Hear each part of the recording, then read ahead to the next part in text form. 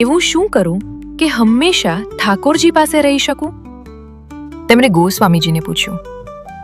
ગોસ્વામીજીએ કહ્યું, તારા મનમાં જે આવે એ સેવા કરી લે. અજબ કુમારીને ચોસર રમતા આવડતું હતું, એટલે તેઓ શ્રીનાથજી સાથે ચોસર રમવા લાગ્યા.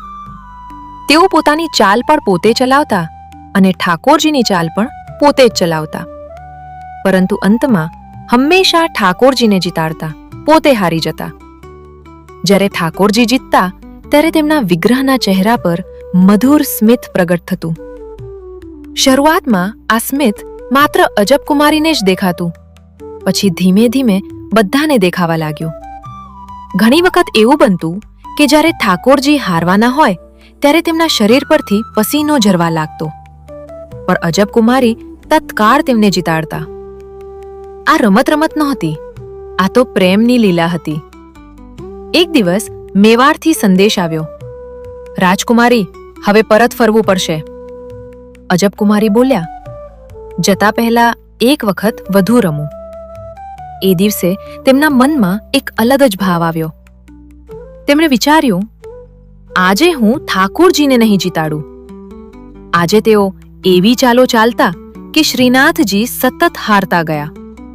તેમનું મુખ ઉદાસ થઈ ગયું, પસીનો છલકાઈ આવ્યો. આ દ્રશ્ય અજબ કુમારીથી સહન ન થયું. અંતિમ ક્ષણે તેમની આંખોમાંથી અશ્રુ વહેવા લાગ્યા અને તેમણે ફરી ઠાકોરજીને જીતાડ્યા. જેમ જ ઠાકોરજી જીત્યા, તેમના ચહેરા પર ફરી એ જ દિવ્ય સ્મિત છવાઈ ગયું.